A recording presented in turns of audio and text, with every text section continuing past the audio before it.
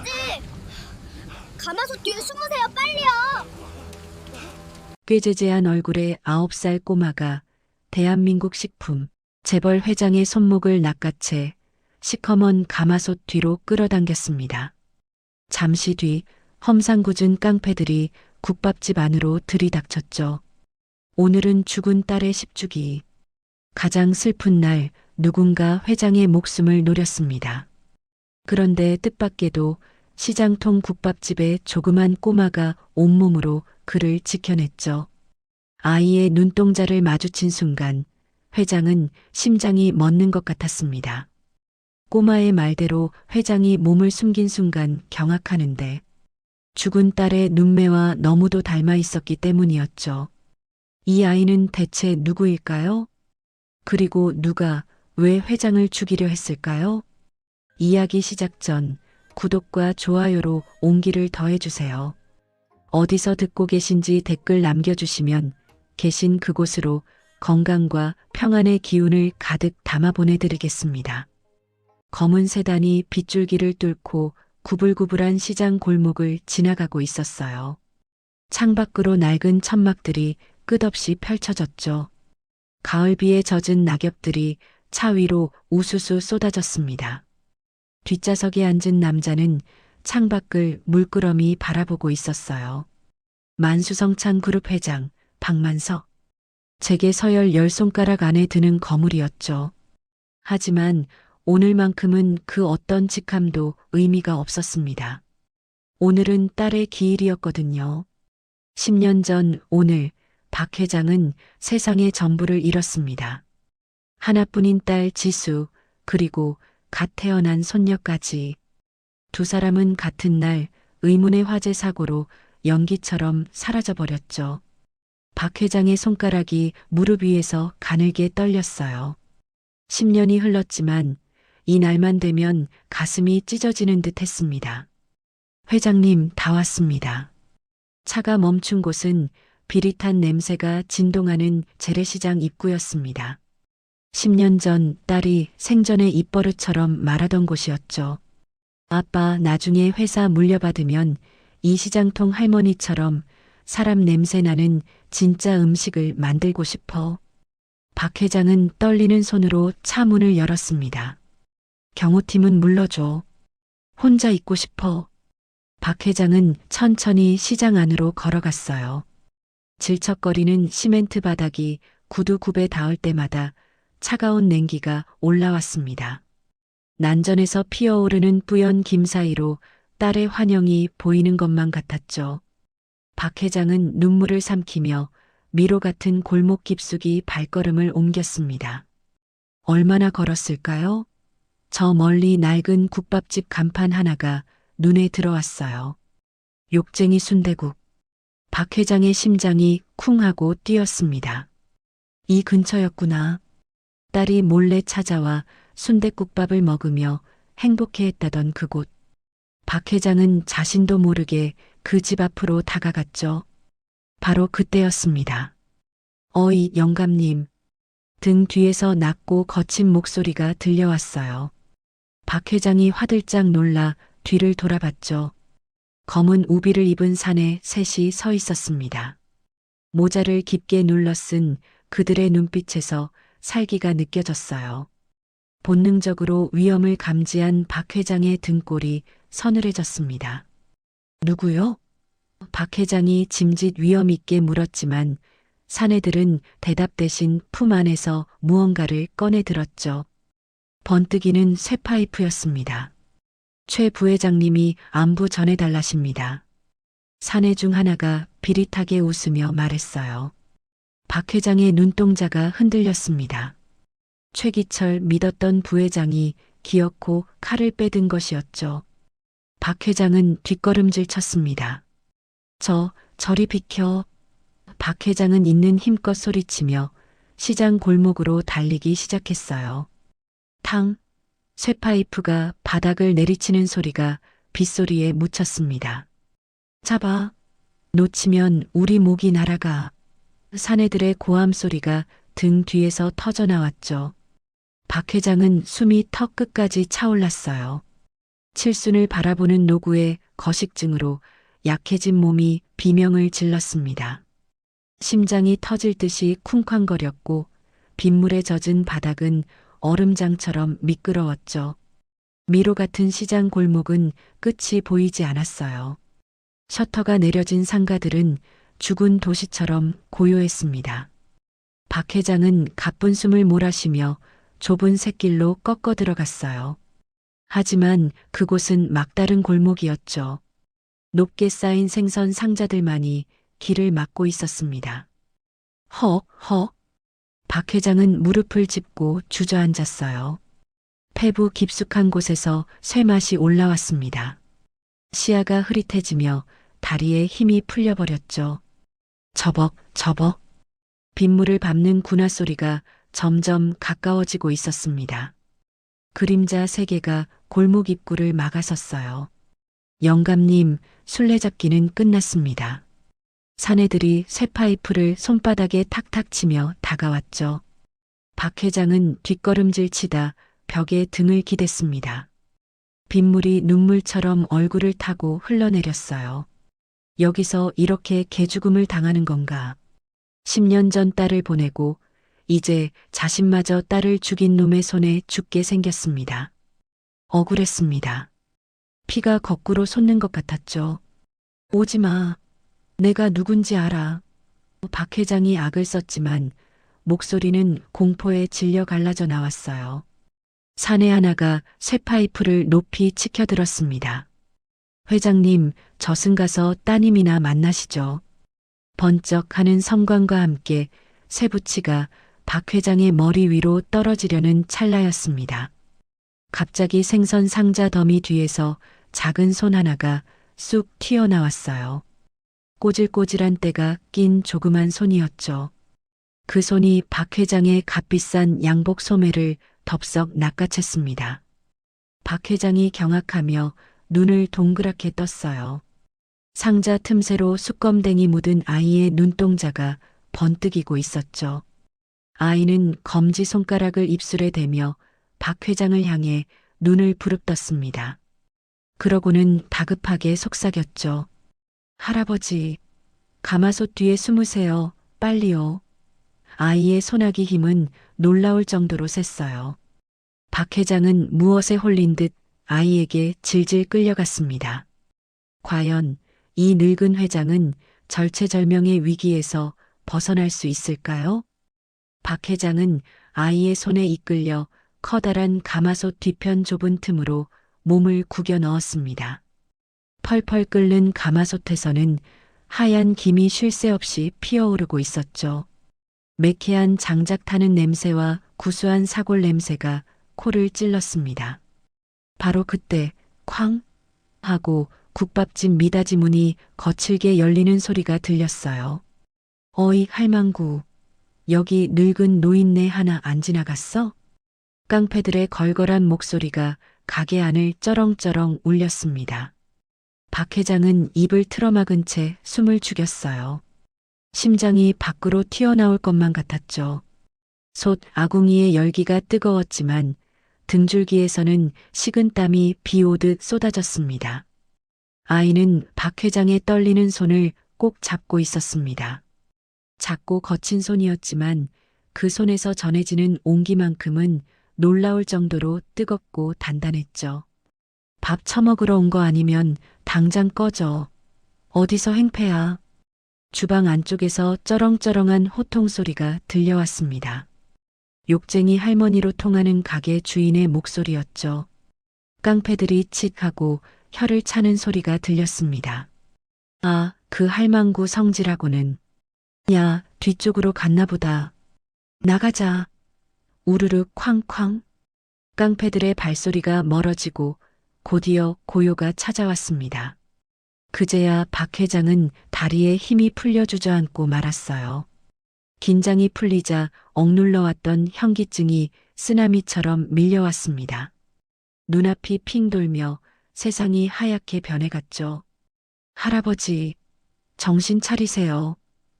아이의 다급한 목소리가 귓가에서 웅웅거렸습니다. 박 회장은 가쁜 숨을 몰아쉬며 아이의 어깨에 기대어 겨우 몸을 지탱했습니다. 아이는 박 회장을 부축해 가게 안쪽 방으로 이끌었습니다. 낡은 장판이 깔린 좁은 방이었지만 아랫목은 절절 끓고 있었어요. 밖에서 맞은 찬 비에 얼어붙었던 몸이 서서히 녹아내리는 듯 했죠. 박 회장은 벽에 기대어 가만히 숨을 골랐습니다. 방 안가득 배어있는 냄새가 코끝을 스쳤어요. 그것은 비릿한 돼지 냄새가 아니었습니다. 10년 전 딸 지수가 그토록 만들고 싶어 했던 진짜 음식의 냄새였죠. 오랜 시간 정성을 들여 고아낸 사골의 깊고 구수한 향기.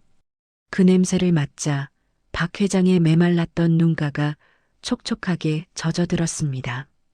평생을 화려한 펜트하우스에서 살았지만 지금 이 허름한 국밥집 아랫목보다 편안했던 적은 없었던 것 같았죠. 할아버지, 이거 좀 드세요. 속부터 푸셔야 해요. 아이가 김이 모락모락 나는 뚝배기를 작은 쟁반에 받쳐들고 들어왔습니다. 뽀얀 국물 위에는 파가 송송 썰려 있었죠. 박 회장은 고개를 저었습니다. 아니다. 나는 음식을 못 먹어. 지난 10년간 그는 거식증을 앓고 있었어요. 딸을 잃은 죄책감에 목구멍으로 밥알을 넘기는 것조차 고통스러웠거든요. 하지만 아이는 물러서지 않았습니다. 그냥 국물이에요. 할머니가 푹 고아낸 약이라 생각하고 한 모금만 드세요. 네. 아이의 눈망울이 너무나 맑고 간절해서 박 회장은 차마 거절할 수가 없었습니다. 떨리는 손으로 숟가락을 들었어요. 박 회장은 조심스럽게 국물을 한 숟가락 떠서 입으로 가져갔습니다. 따뜻한 온기가 입술에 닿자 굳게 닫혀있던 입이 저절로 열렸어요. 꿀꺽. 목구멍을 타고 넘어간 국물은 놀라울 정도로 부드러웠습니다. 비린내 하나 없이 담백하고 깊은 맛이었죠. 텅 비어있던 위장이 따뜻하게 채워지자 온몸의 세포가 다시 깨어나는 듯한 전율이 흘렀습니다. 세상에, 박 회장은 자신도 모르게 탄성을 내뱉었습니다. 10년 만이었습니다. 음식이 역겹다는 생각이 들지 않은 것은요. 박 회장은 홀린 듯이 숟가락질을 계속했습니다. 뜨거운 국물과 함께 참았던 눈물이 뚝뚝 떨어져 뚝배기 안으로 섞여 들어갔죠. 박 회장은 보미가 썰어온 순대를 입에 넣으려다 멈칫했습니다. 코끝에 스치는 냄새가 너무나 묘했기 때문이죠. 분명 돼지 내장인데 잡냄새는 없고 은은하고 구수한 향이 났습니다. 마치 보리차처럼 구수하면서도 깊은 향이었죠. 박 회장은 떨리는 손으로 순대 한 점을 입에 넣었습니다. 씹을수록 고소한 맛이 입안 가득 퍼졌어요. 그 순간 박 회장의 뇌리에 15년 전의 기억이 주마등처럼 스쳐 지나갔습니다. 아빠, 순대국에서 돼지 냄새 잡으려면 생각만으로는 안 돼요. 대학생이던 딸 지수가 주방에서 눈을 반짝이며 했던 말이었죠. 지수는 요리 연구를 한답시고 온 집안을 쑥대밭으로 만들곤 했습니다. 그날도 지수는 커다란 곰솥 앞에서 땀을 뻘뻘 흘리고 있었어요. 그럼 뭘 넣어야 하는데? 박 회장이 묻자 지수는 비밀이라며 검지손가락을 입술에 댔습니다. 그리고는 말린 뿌리 하나를 육수통에 퐁당 빠뜨렸죠. 둥글레요. 볶은 둥글레를 넣으면 고기 잡내는 사라지고 구수한 맛만 남거든요. 지금 입안에서 느껴지는 이 맛. 그것은 정확히 볶은 둥글레의 향이었습니다. 시중의 어떤 순대국집에서도 맛볼 수 없는 오직 내 딸 지수만이 알고 있던 비법이었죠. 박 회장은 입에 든 순대를 삼키지도 못하고 멍하니 허공을 바라보았습니다. 눈앞이 뿌옇게 흐려지기 시작했죠. 이 아이가, 이 조그만 꼬마가 어떻게 그 비법을 알고 있는 걸까요? 송 노파에게 배운 걸까요? 아니면 핏줄에 새겨진 본능일까요? 박 회장은 숟가락을 내려놓고 고개를 숙였습니다. 식탁 위로 투둑, 투둑 눈물이 떨어졌습니다. 딸이 너무나 사무치게 그리웠기 때문이죠. 지수가 살아있었다면 아마 이렇게 맛있는 국밥을 끓여서 아빠에게 대접했을 겁니다. 아빠, 회사 일 힘들지? 이거 먹고 힘내. 하면서 웃어주었겠죠. 하지만 그 딸은 이제 없고 차가운 빗소리만 창문을 때리고 있었습니다. 가슴 한구석이 뻥 뚫린 것처럼 시리고 아팠어요. 보미가 걱정스러운 눈빛으로 박 회장에게 다가왔습니다. 할아버지, 맛이 없으세요? 왜 우세요? 아이는 고사리 같은 손으로 휴지를 뽑아 박 회장의 눈물을 닦아주었습니다. 그 손길이 너무나 따뜻해서 박 회장은 더 서럽게 울고 말았죠. 아니다. 너무 맛있어서 그런다. 내 평생 먹어본 것 중에 제일 맛있어서. 박 회장은 아이의 손을 잡고 엉엉 울었습니다. 체면도 위엄도 다 내려놓고 어린아이처럼 울었죠. 이 국밥 한 그릇에 담긴 10년의 그리움이 굳어버린 그의 심장을 다시 뛰게 만들고 있었습니다. 송노파가 주방에서 그 모습을 지켜보고 있었습니다. 그녀는 말없이 행주로 눈가를 훔쳤죠. 핏줄은 속일 수 없다는 옛말이 하나도 틀린 게 없었습니다. 아이가 무심코 넣은 둥글레 한 조각이 10년간 끊어졌던 부녀의 연을 다시 이어주고 있었으니까요. 박 회장은 눈물을 닦고 다시 숟가락을 들었습니다. 한 숟가락, 두 숟가락. 그는 딸이 차려준 마지막 밥상이라 생각하며 국물 한 방울도 남기지 않고 비웠습니다. 빈 뚝배기를 바라보는 그의 눈빛이 서서히 변해가고 있었죠. 단순한 슬픔이 아니었습니다. 이 맛을, 이 기억을 지켜내야겠다는 단단한 결의가 차오르고 있었습니다.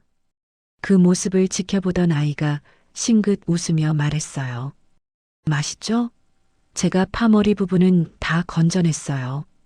박 회장이 숟가락을 멈추고 아이를 바라보았습니다. 파머리를? 아이는 고개를 끄덕이며 야무지게 대답했죠. 네. 파머리 하얀 부분은 국물에 들어가면 좀 비릿하거든요. 저는 그 냄새가 싫어서 꼭 초록색 잎만 넣어요. 순간 박 회장의 등줄기에 소름이 돋았습니다. 쿵 하고 심장이 내려앉는 기분이었죠. 그것은 죽은 딸 지수의 유별난 식성이었습니다. 아빠, 파머리는 국물 맛을 해쳐요. 난 그 비릿한 냄새가 너무 싫더라. 딸이 했던 말과 토씨 하나 틀리지 않았기 때문입니다. 우연일까요?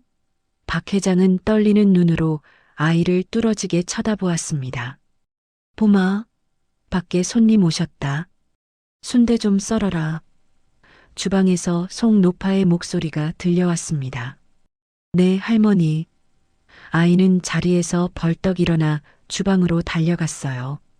박 회장은 멍하니 열린 문틈으로 아이의 뒷모습을 바라보았습니다. 아이는 작은 고사리 손으로 부엌칼을 쥐고 도마 앞에 섰어요.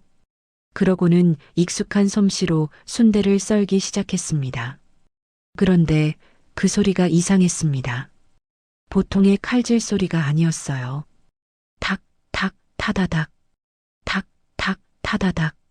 일정한 박자가 아닌 마치 엇박자 리듬을 타는 듯한 독특한 소리였죠. 박 회장의 눈동자가 심하게 흔들리기 시작했습니다. 귀를 의심할 수밖에 없었으니까요. 그 칼질 소리는 세상에 단 한 사람, 죽은 딸 지수만이 내던 소리였습니다. 왼손잡이였던 딸은 칼질을 할 때마다 특이한 버릇이 있었어요. 두 번은 천천히, 세 번째는 빠르게 썰어내는 그 엇박자 리듬. 박 회장이 평소에 난타 공연하냐며 핀잔을 주곤 했던 바로 그 소리였습니다. 탁, 탁, 타다닥. 소리는 점점 더 선명하게 박 회장의 귓가에 박혔습니다.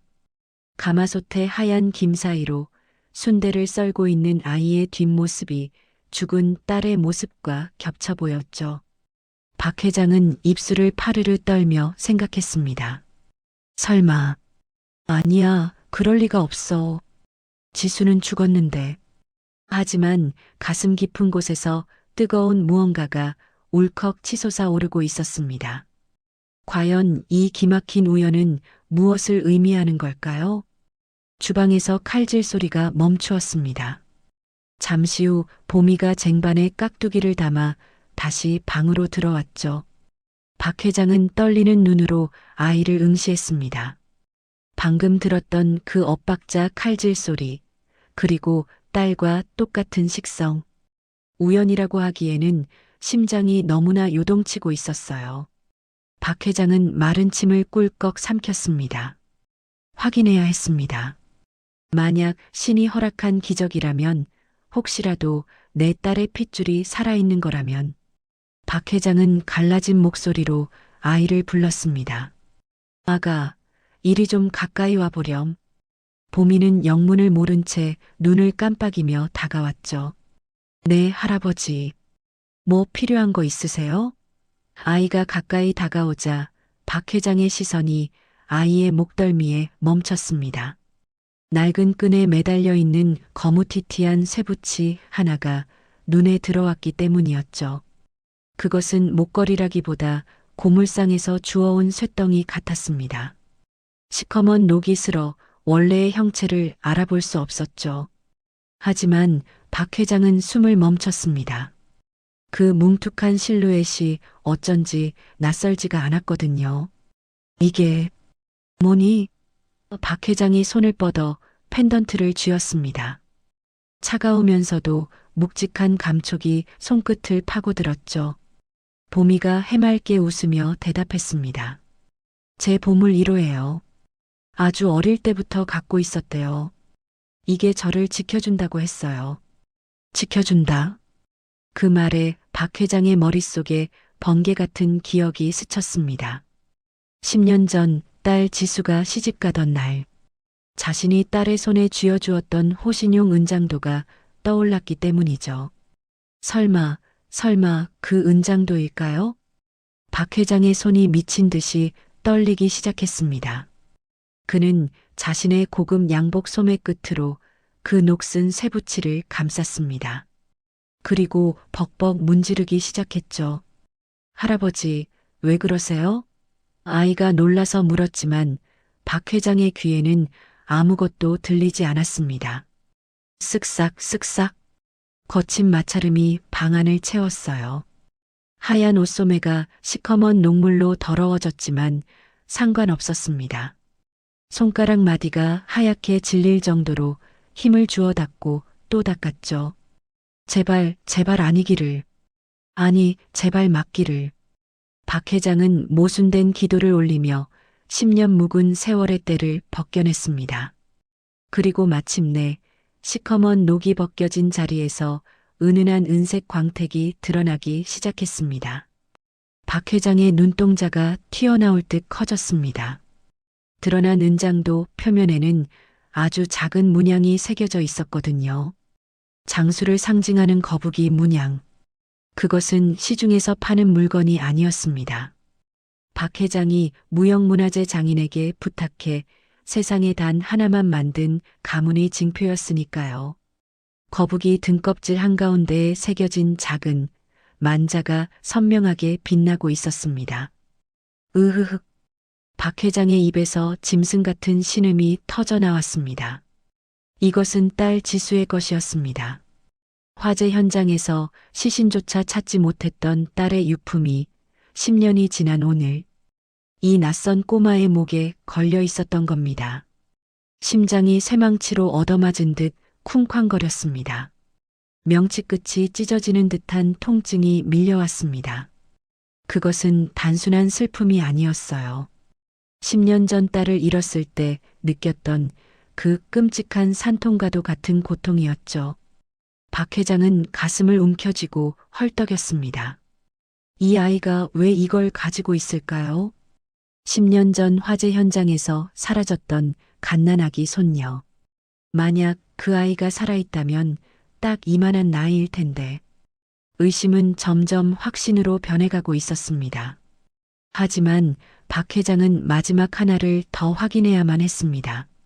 자신과 딸, 그리고 손녀에게만 이어지는 지독한 핏줄의 증거. 유전자 검사보다 더 정확한 신체적 표식 말이죠. 박 회장은 떨리는 손을 뻗어 아이의 발을 잡았습니다. 할아버지, 발은 왜요? 보미가 당황하여 발을 빼려 했지만 박 회장은 놓지 않았습니다. 잠시만 보자꾸나. 빗물에 젖은 아이의 운동화는 낡아서 다해져 있었습니다. 박 회장은 축축하게 젖은 아이의 양말을 조심스럽게 벗겨냈죠.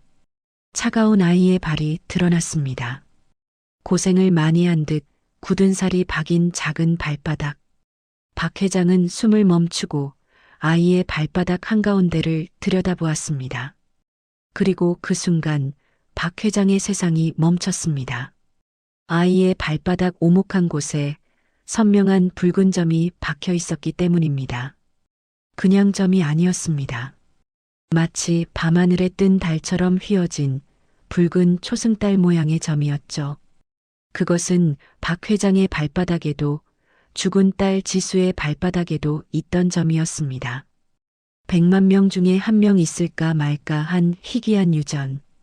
부정할 수 없는 핏줄의 증거였습니다. 박 회장은 바닥에 무너지듯 쓰러졌습니다. 눈앞이 하얗게 멀어버리는 것 같았죠. 이 아이였습니다. 10년 전 그 지옥 같은 화염 속에서 잃어버렸던 내 새끼. 내 딸 지수가 목숨을 바쳐 지켜낸 유일한 혈육.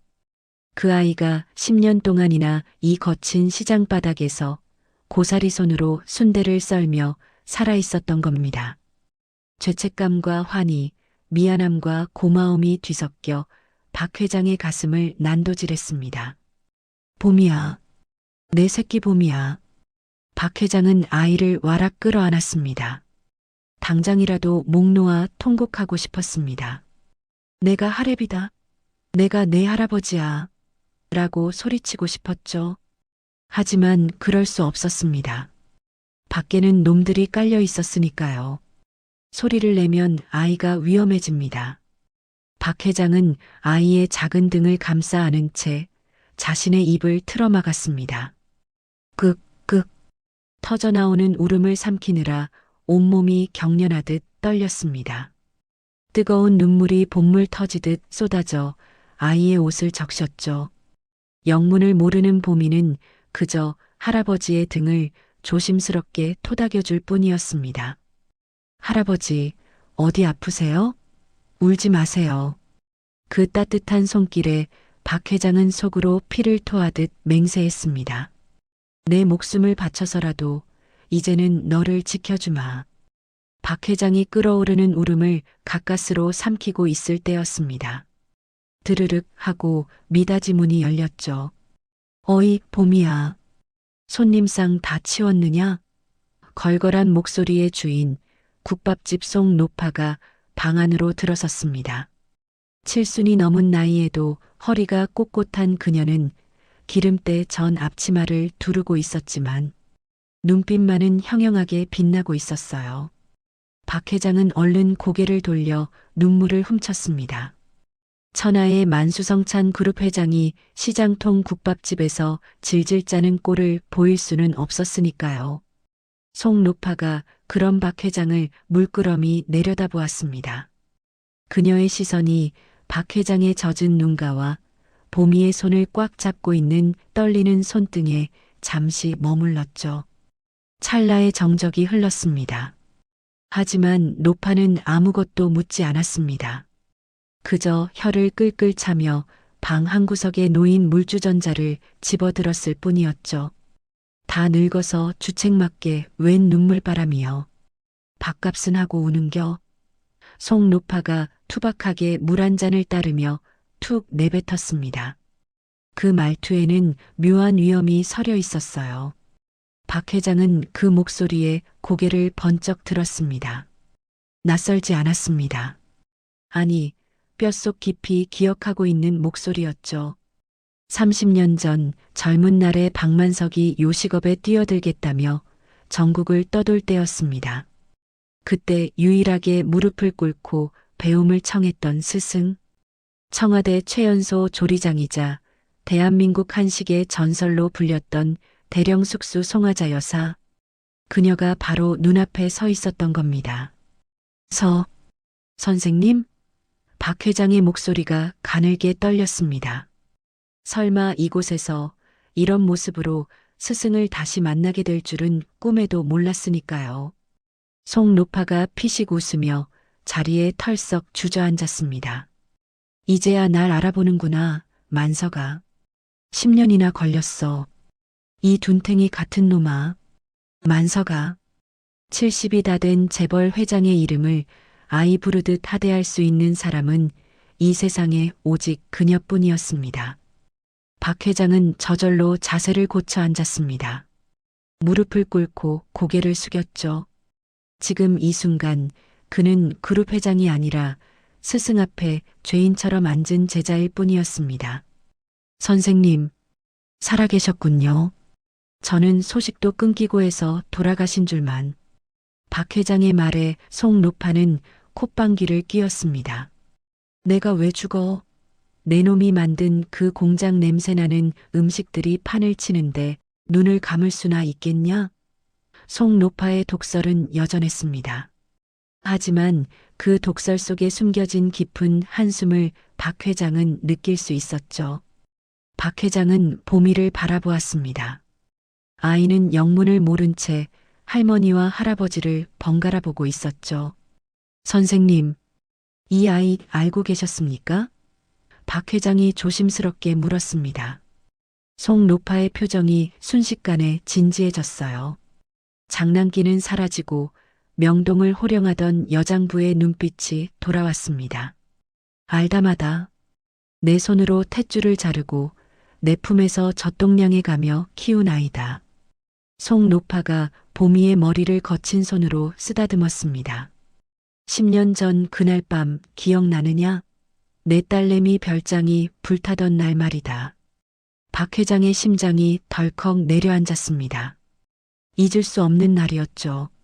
지옥 같은 화마가 딸을 삼켜버린 그날. 그때 나는 약초를 캐러 별장 뒷산에 있었지. 은퇴하고 조용히 살려고 내려왔던 참이었어. 송노파의 목소리가 낮게 가라앉았습니다. 매캐한 냄새가 나서 내려다보니 별장이 불길에 휩싸여 있더구나. 급하게 달려갔지만 이미 늦었었지.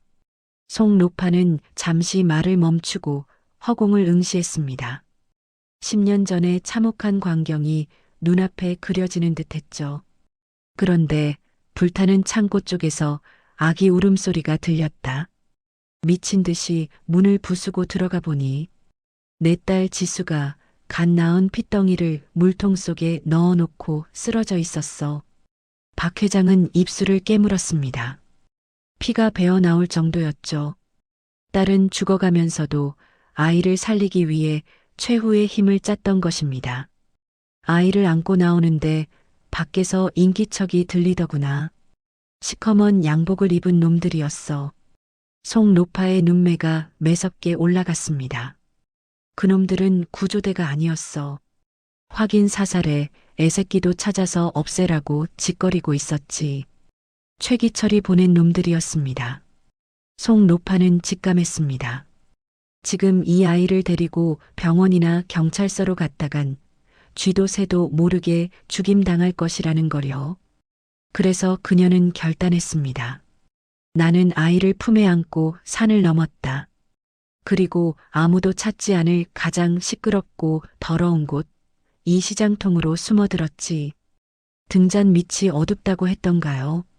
재벌 회장의 핏줄이 이 비린내 나는 순대 국밥집에 있을 거라고는 아무도 상상하지 못했을 겁니다. 송노파는 10년의 세월을 그렇게 버텼습니다. 천하의 대령숙수가 욕쟁이 할머니 행세를 하며 억척같이 국밥을 팔아 아이를 지켜낸 것이었죠. 박 회장은 바닥에 이마를 대고 큰 절을 올렸습니다.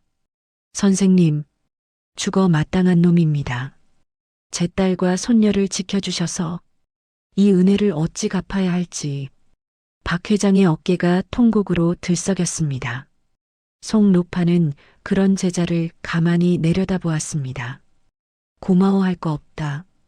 지수 그 착한 것이 남긴 마지막 핏줄인데 내가 어찌 모른 척 하겠느냐. 송 노파가 자리에서 일어났습니다. 그녀의 눈빛에서 서슬 퍼런 살기가 뿜어져 나왔죠. 그만 울고 일어나라, 만서가. 10년 동안 묵혀둔 빚, 이제 받아내러 가야지. 내 방식대로 말이다. 전설의 대령 숙수가 드디어 칼을 뽑아든 것이었습니다. 자, 따라오너라. 보여줄 것이 있다.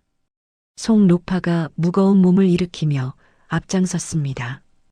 그녀는 주방 구석에 놓인 커다란 업소용 냉장고 앞으로 걸어갔죠. 성인 남자 셋이 붙어도 들기 힘들 것 같은 육중한 냉장고였습니다. 그런데 송 노파가 냉장고 아래쪽 숨겨진 레버를 발로 툭 찾아 거짓말처럼 냉장고가 옆으로 사르륵 밀려나는 게 아니겠어요? 그 아래에는 시커먼 지하로 이어지는 낡은 철문이 입을 벌리고 있었습니다. 박 회장은 마른 침을 삼키며 보미의 손을 꼭 쥐었죠. 할아버지, 무서워요.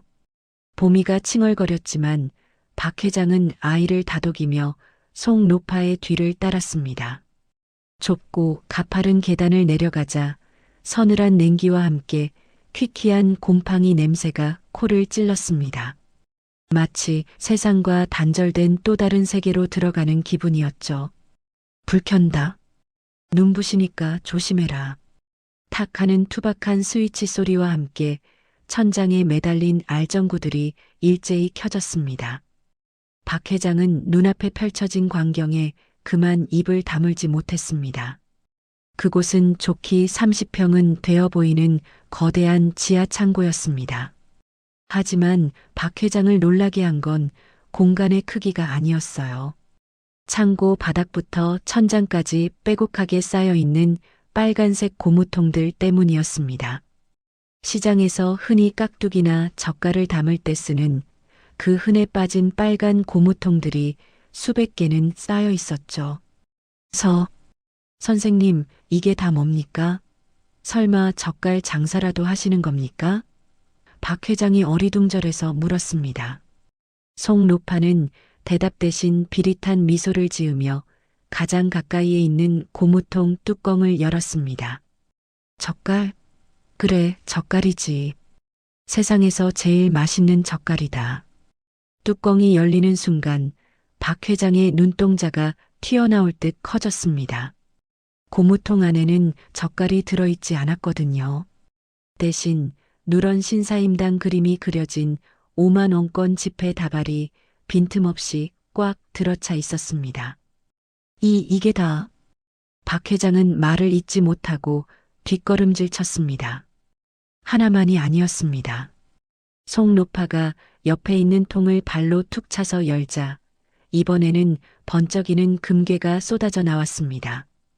국밥집 지하의 대한민국은행 금고보다 더 엄청난 현금이 잠들어 있었던 겁니다. 30년이다.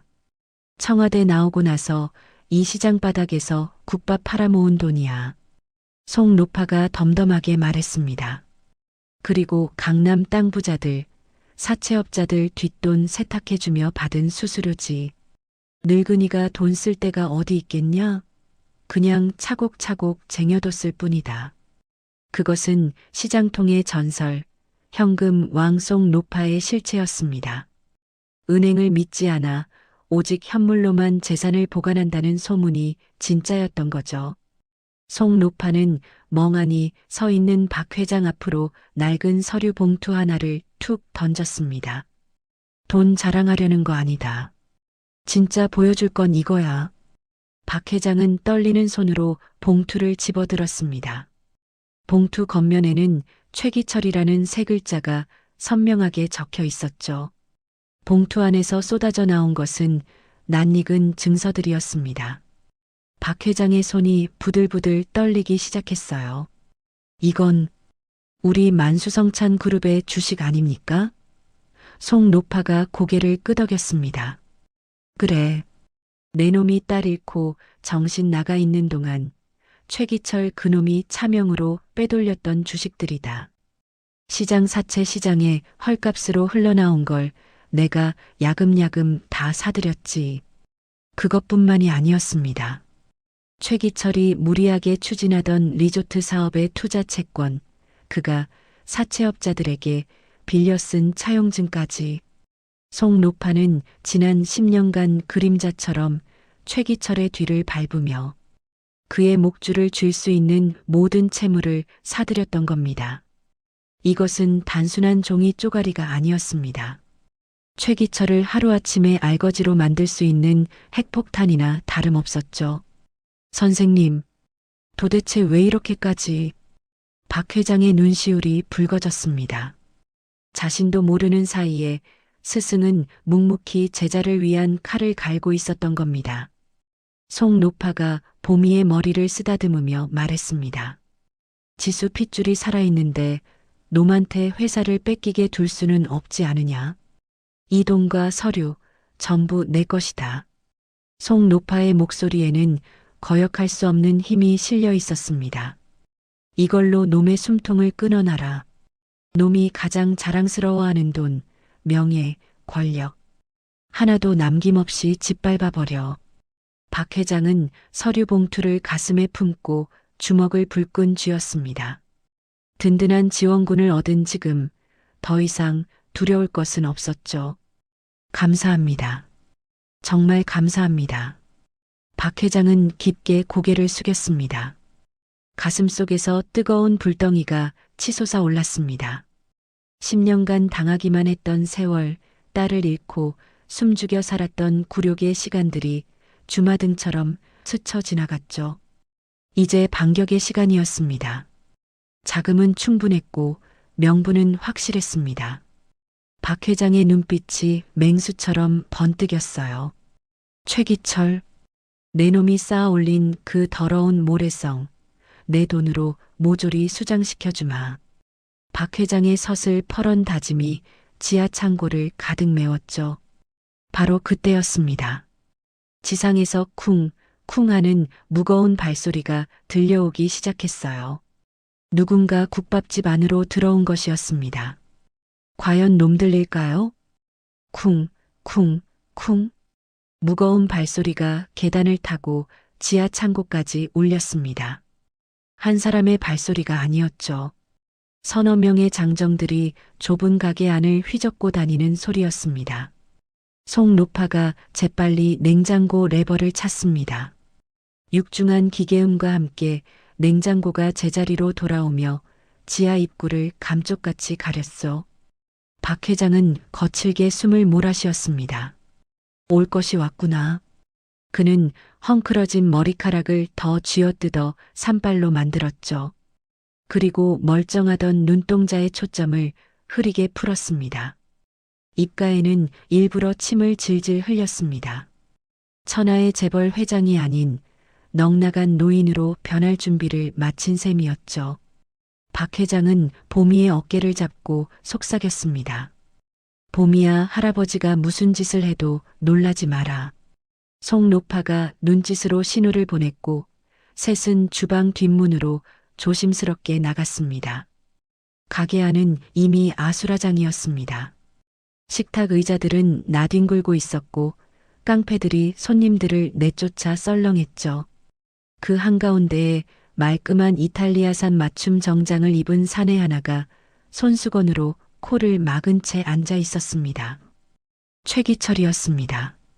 10년 전 내 딸을 죽인 원수, 그리고 지금 내 목숨까지 노리는 배신자였죠. 박 회장의 주먹에 힘이 들어갔지만 그는 이내 손에 힘을 풀고 덜덜 떨기 시작했습니다. 최기철이 박 회장을 발견하고는 비릿한 미소를 지으며 일어났습니다. 회장님, 이런 누추한 곳에서 뭐 하십니까? 한참 찾았다는 그의 목소리에는 존경심이라곤 눈곱만큼도 없었습니다. 마치 더러운 벌레를 보는 듯한 경멸만이 가득했죠. 박 회장은 비틀거리며 최기철에게 다가갔습니다. 그리고 해맑게 웃으며 최기철의 옷자락을 덥석 잡았죠. 기철이 왔니? 우리 기철이 왔어? 최기철이 기겁하며 뒤로 물러섰습니다. 값비싼 양복에 박 회장의 침과 손때가 묻었기 때문이죠. 박 회장은 아랑곳하지 않고 최기철의 소매를 잡아 끌며 물었습니다. 기철아, 순대 사러 왔니? 내장 많이 줘? 간은 퍽퍽해서 싫지 않냐고 묻는 박 회장의 눈동자는 텅 비어 공허했습니다. 완벽한 연기였죠. 최기철은 미간을 잔뜩 찌푸리며 수행원에게 손수건을 달라고 손짓했습니다. 아이고, 회장님. 진짜 노망이 드셔도 단단히 드셨군요. 회사가 위기인데 여기서 순대 타령이나 하고 계시냐며 최기철이 혀를 차고 비아냥거렸습니다. 박 회장은 최기철의 비웃음에도 헤헤거리며 웃기만 했습니다. 하지만 속은 시커멓게 타들어가고 있었죠. 당장이라도 저놈의 멱살을 잡고 내 놈이 범인인 걸 안다고 소리치고 싶었습니다. 하지만 참아야 했으니까요. 아직은 때가 아니었습니다. 박 회장은 짐짓 겁먹은 표정으로 몸을 움츠리며 중얼거렸죠. 뜨거워. 기철아, 너무 뜨거워. 불이 났어. 활활 타. 그 말에 최기철의 표정이 순식간에 굳어졌습니다. 최기철이 박 회장의 멱살을 잡고 으르렁거렸습니다. 뭐라고요? 지금 뭐라고 하셨습니까? 박 회장은 눈을 동그랗게 뜨고 천진난만하게 대답했습니다. 군고구마 말이야. 군고구마가 뜨겁다고. 호호 불어먹어야지 않겠냐며 웃었죠. 최기철은 그제야 안도의 한숨을 내쉬며 잡았던 멱살을 거칠게 놓았습니다. 미친 노인네가 헛소리하는 거라 치부해버린 것입니다. 그때였습니다. 최기철의 시선이 박 회장 뒤에 숨어있던 보미에게 꽂혔습니다. 꼬질꼬질한 아이가 겁에 질린 눈으로 자신을 올려다보고 있었기 때문이죠. 최기철이 눈을 가늘게 뜨고 보미에게 다가갔습니다. 얘는 누굽니까? 못 보던 애인데. 최기철의 구두 발자국 소리가 보미에게 가까워질 때마다 박 회장의 심장은 멈출 것만 같았습니다.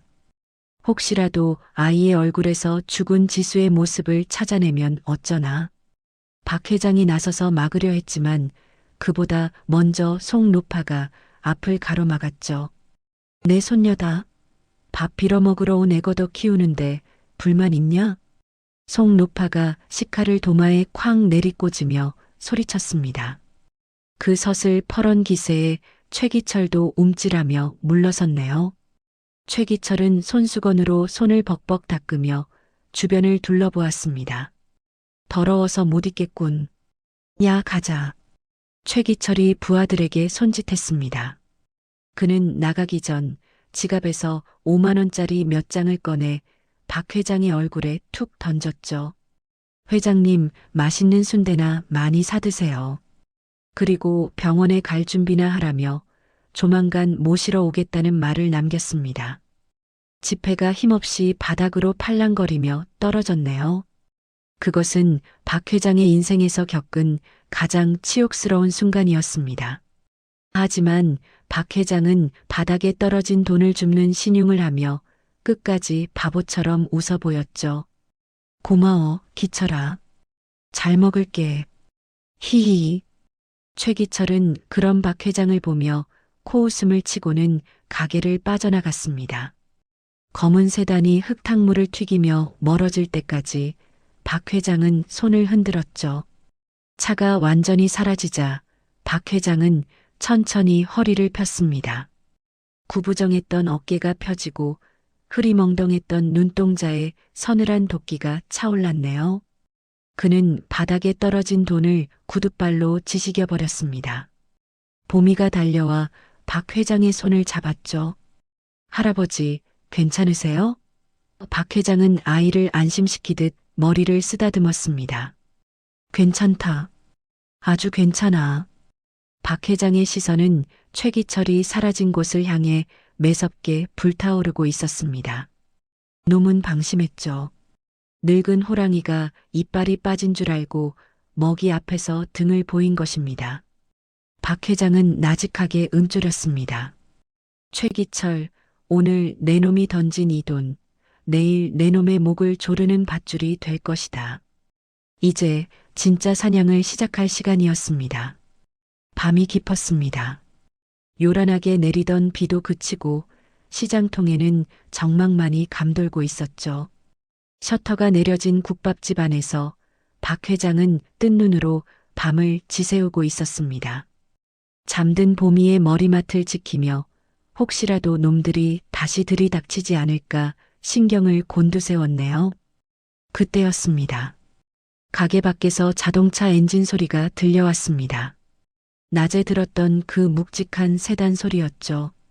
박 회장의 눈빛이 매섭게 변했습니다. 기어이 놈들이 다시 온 것일까요? 송노파가 주방에서 식도를 챙겨 들고 나왔습니다. 긴장감이 감도는 가운데 국밥집의 쪽문이 조심스럽게 열렸죠. 들어온 사람은 단 한 명. 검은 정장을 입은 사내였습니다. 낮에 최기철을 태우고 왔던 바로 그 운전기사였죠. 박 회장은 자리를 박차고 일어났습니다. 놈의 앞잡이가 혼자서 무슨 짓을 꾸미러 온 건지 알 수 없었으니까요. 썩 꺼져라. 박 회장이 낮은 목소리로 으르렁거렸습니다.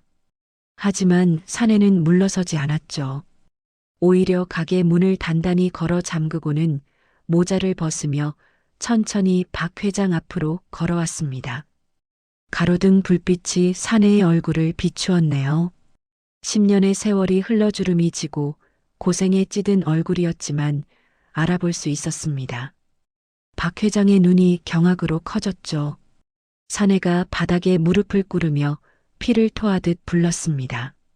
장인어른, 접니다. 준호입니다. 그 목소리를 듣는 순간 박 회장의 이성이 끊어지고 말았습니다. 죽은 줄 알았던 사위 강준호였습니다. 딸을 지키지 못하고 도망친 줄로만 알았던 그 배신자가 원수 최기철의 운전기사가 되어 나타난 겁니다. 박 회장은 짐승 같은 고함을 지르며 강준호의 멱살을 잡았죠. 이 짐승만도 못한 놈, 내 놈이 어떻게 그럴 수가 있어. 박 회장의 주먹이 강준호의 얼굴을 강타했습니다. 퍽, 퍽. 살이 터지는 소리가 났지만 강준호는 피하지 않았습니다. 입가에서 피가 터져 흘러도 그는 묵묵히 박 회장의 주먹을 받아냈죠. 내 딸은 불에 타 죽었는데 내 놈은 원수 밑에서 개처럼 꼬리를 흔들고 있었단 말이냐. 박 회장은 분노와 배신감에 치를 떨며 사위의 멱살을 흔들었습니다. 그만하세요. 송노파가 달려와 박 회장을 말렸습니다. 이놈이 어떤 놈인지 아느냐며 박 회장이 몸부림쳤지만 송노파는 단호하게 고개를 저었죠. 오해다. 이놈 몸뚱이를 좀 보라며 그녀는 강준호의 셔츠 단추를 거칠게 뜯어냈습니다. 드러난 강준호의 몸을 본 박 회장은 주먹을 멈추고 입을 다물 수밖에 없었네요. 성한 곳이 없었습니다. 가슴과 배, 등까지 시커먼 멍과 화상 흉터가 뒤덮여 있었기 때문이죠. 그것은 단순한 상처가 아니었습니다. 지난 10년간 최기철의 의심을 피하고 그에게가 되기 위해 감내해야 했던 끔찍한 고문의 흔적들이었습니다. 장인어른 죄송합니다. 강준호가 바닥에 머리를 박으며 오열했습니다. 지수를 죽인 놈이 누군지 뻔히 아는데 증거가 없었다며 흐느꼈죠. 제가 살아있다는 걸 들키면 보미까지 위험해질까봐 죽은 듯이 숨죽여 살았습니다. 무려 10년이었습니다. 강준호는 그 긴 세월 동안 최기철의 욕설과 발길질을 견디며 그가 안심하고 증거를 꺼내놓을 날만을 기다렸던 겁니다. 매일 밤 딸과 아내를 따라 죽고 싶었지만 억울하게 죽은 아내의 한을 풀기 위해 지옥 같은 삶을 버텨온 것이었죠. 박 회장은 힘이 풀려 바닥에 주저앉았습니다. 오해해서 미안하네. 자네가 이토록 고통받고 있을 줄은 꿈에도 몰랐어. 두 남자는 서로를 부둥켜 안고 소리 죽여 울었습니다. 한참을 울던 강준호가 떨리는 목소리로 물었습니다. 보미는, 우리 보미는 어디 있습니까? 박 회장은 말없이 방문을 가리켰죠. 강준호는 무릎걸음으로 방 문지방까지 기어갔습니다. 문틈 사이로 곤히 잠든 아이의 모습이 보였네요. 10년 전 화마 속에서 잃어버렸던 갓난쟁이가 어느새 9살 소녀가 되어 누워 있었습니다. 아내를 쏙 빼닮은 얼굴이었죠. 강준호의 손이 허공을 더듬으며 아이의 얼굴 윤곽을 따라갔습니다.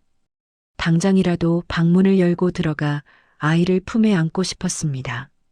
아빠가 왔다고, 너무 늦게 와서 미안하다고 소리치고 싶었죠. 하지만 그럴 수 없었습니다. 아직 일이 끝나지 않았으니까요. 강준호는 입을 틀어막고 끄끄 거리며 숨죽여 울었습니다. 아이가 깰까봐 숨소리조차 제대로 내지 못하는 그 뒷모습은 세상에서 가장 슬픈 아버지의 모습이었죠.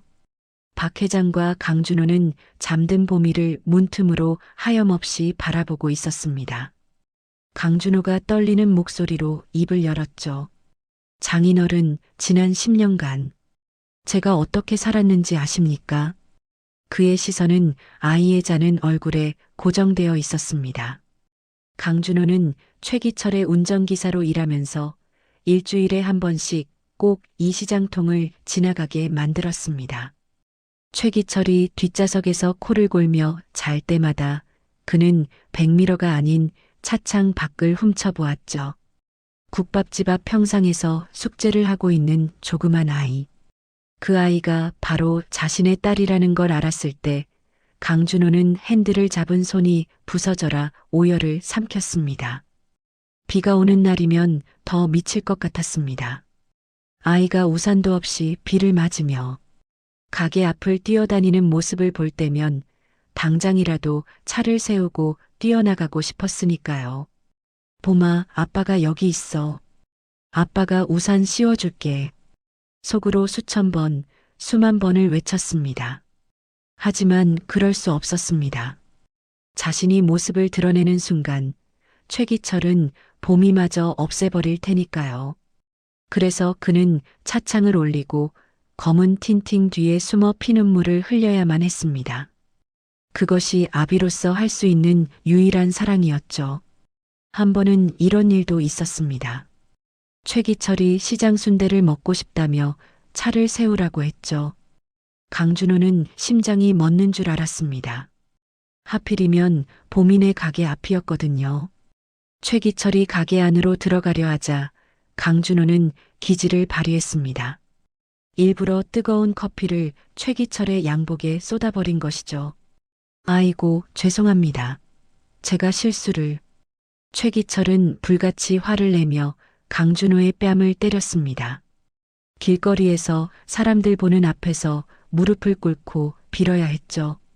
그 모습을 가게 안에서 보미가 겁에 질린 눈으로 쳐다보고 있었습니다.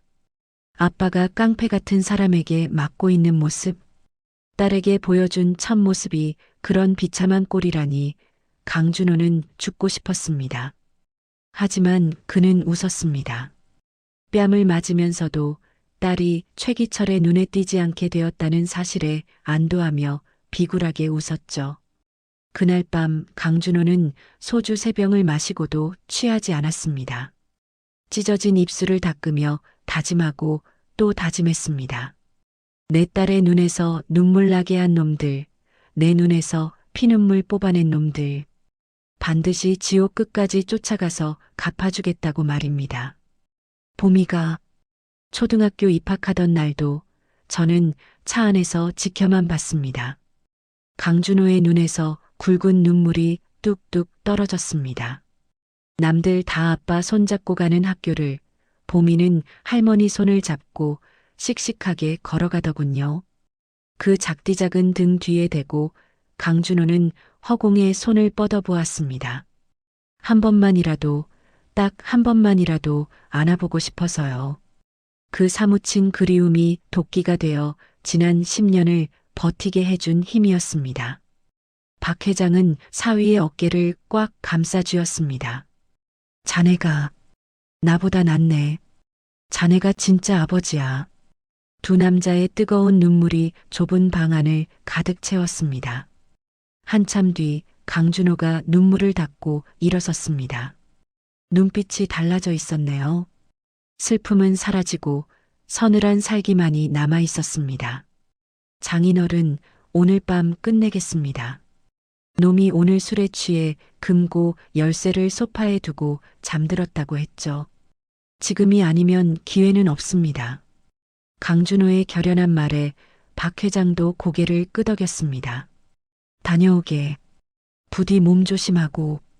강준호는 잠든 딸을 향해 마지막으로 눈인사를 건네고는 다시 어둠 속으로 몸을 던졌습니다. 10년의 한을 풀기 위한 목숨을 건 마지막 잠입이 시작된 것입니다. 강준호는 숨소리를 죽이며 최기철의 거실로 들어섰습니다. 칠흑 같은 어둠 속에서 술의 쩐 냄새가 진동했죠. 소파 위에는 최기철이 대자로 뻗어 코를 골고 있었습니다. 10년 동안이나 모셔온 상전이었지만 오늘따라 괴물 같아 보였어요. 강준호는 마른 침을 삼키며 탁자 앞으로 다가갔습니다. 그곳에 금고 열쇠가 놓여 있었죠. 저것만 있으면 10년의 한을 풀 수 있습니다. 강준호의 손이 뱀처럼 스르륵 탁자 위로 뻗어나갔어요. 열쇠를 쥐는 순간 짤그랑하고 작은 금소금이 울렸습니다. 그러자 최기철이 으음하며 몸을 뒤척였죠. 강준호는 그 자리에 석상처럼 굳어버렸습니다. 심장박동 소리가 고막을 찢을 듯이 크게 울려 퍼졌어요. 다행히 최기철은 다시 깊은 잠에 빠져들었습니다. 강준호는 안도의 한숨을 내쉬며 서재로 발걸음을 옮겼죠. 책장 뒤에 숨겨진 비밀 금고였습니다. 10년간 운전기사로 일하며 곁눈질로 알아낸 위치였어요. 떨리는 손으로 열쇠를 꽂고 다이얼을 돌렸습니다. 비밀번호는 잊을 수도 없는 숫자였죠. 1, 2, 1, 2. 바로 10년 전 별장이 불타던 그날의 날짜였습니다. 자신의 범죄 날짜를 비밀번호로 쓰는 놈의 뻔뻔함에 치가 떨렸어요. 삐빅하는 전자음과 함께 육중한 철문이 열렸습니다. 금고 안에는 비자금 장부와 골드바가 가득했죠. 하지만 강준호의 눈은 오직 하나 하드디스크만을 쫓았습니다. 구석에 처박힌 낡은 외장 하드디스크가 보였습니다. 강준호는 떨리는 손으로 그것을 집어들었죠. 묵직했습니다. 이것은 단순한 기계장치가 아니었어요. 억울하게 죽은 아내의 목숨값이자 지옥 같던 10년의 무게였습니다. 이제 이것만 가지고 나가면 놈을 끝장낼 수 있죠. 강준호는 하드디스크를 양복 안주머니에 깊숙이 찔러 넣었습니다. 그때였습니다. 거실에서 쿵 하고 무언가 떨어지는 소리가 들렸죠. 강준호는 황급히 금고 문을 닫고 서재 문 뒤로 몸을 숨겼습니다. 물물. 갈라진 목소리가 거실에서 들려왔어요.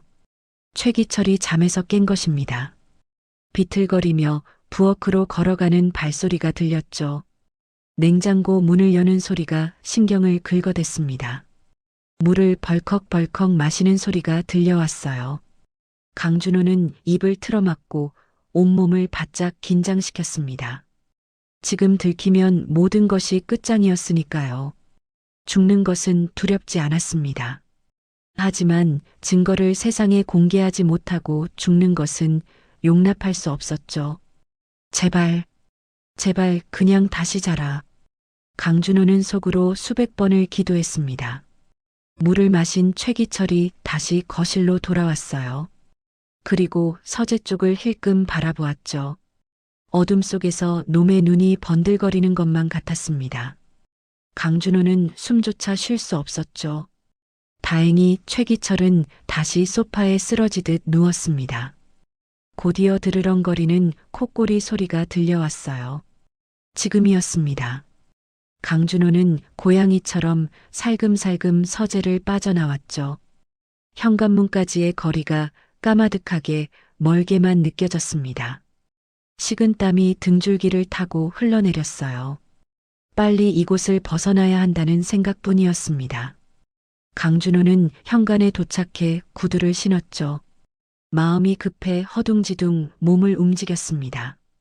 안주머니에 하드디스크를 확인하려 손을 넣었다 빼는 순간이었어요. 주머니에 있던 작은 물건 하나가 딸려 나왔습니다. 바닥으로 툭 하고 떨어졌죠. 분홍색 머리끈이었습니다. 아까 국밥집에서 잠든 보미의 머리맡에 있던 것을 챙겨온 것이었어요. 그러나 강준호는 그것이 떨어진 줄도 모르고 현관문을 열고 나갔습니다. 폭풍전야의 고요가 흐르고 있었죠. 강준호가 차를 타고 떠난 직후였습니다. 소파에 누워있던 최기철이 번쩍 눈을 떴습니다. 술김에도 이상한 낌새를 느낀 것이죠. 악인 특유의 본능적인 감각이었습니다. 최기철은 비틀거리며 일어나 서재로 향했죠. 닫혀있는 금고 문을 확인했습니다. 하지만 미세하게 다이얼이 돌아가 있는 게 아니겠어요? 최기철의 표정이 싸늘하게 굳어졌습니다. 급히 금고를 열어본 그의 입에서 쌍욕이 터져나왔죠. 하드디스크가 없다. 최기철은 짐승처럼 포효하며 거실로 뛰쳐나왔습니다. 도둑이 들었습니다. 내부 사정을 훤히 아는 놈의 소행이었죠. 그때 현관 앞 바닥에 떨어져 있는 분홍색 물체가 눈에 들어왔습니다. 최기철은 바닥에 떨어진 머리끈을 집어들었죠. 싸구려 고무줄에 플라스틱 장식이 달린 물건이었습니다. 그리고 그 머리끈에서 익숙한 냄새가 났어요. 어제 국밥집에서 맡았던 비릿한 순대 냄새였죠. 순간 최기철의 머릿속에 퍼즐이 맞춰졌습니다. 낮에 국밥집에서 봤던 그 꼬질꼬질한 계집애, 그리고 자신의 곁을 10년이나 지켰던 운전기사 강준호. 놈이었구나. 최기철의 얼굴이 악기처럼 일그러졌습니다. 그가 핸드폰을 꺼내 어딘가로 전화를 걸었죠. 목소리는 차갑다 못해 섬뜩했습니다. 야, 애들 전부 집합시켜. 포크레인도 부르라며 고함을 질렀습니다. 시장통 그 국밥집, 오늘 밤 안으로 흔적도 없이 밀어버린다. 최기철의 눈에서 살기가 뿜어져 나왔죠. 쥐새끼들, 가마솥째로 묻어주마. 최기철의 검은 세단이 빗물 고인 아스팔트를 미친 듯이 질주했습니다. 속도계 바늘은 이미 시속 160km를 넘어가고 있었죠. 그는 한 손으로 운전대를 잡고 다른 한 손으로는 쉴 새 없이 어딘가로 전화를 걸어대고 있었습니다. 눈동자는 술기운과 살기로 붉게 충혈되어 있었어요. 이성이라곤 찾아볼 수 없는 흡사 악마의 형상이었죠. 수화기 너머로 신복의 다급한 목소리가 들려왔습니다. 부회장님, 지금 포크레인을 시장통으로 진입시키면 보는 눈이 너무 많습니다.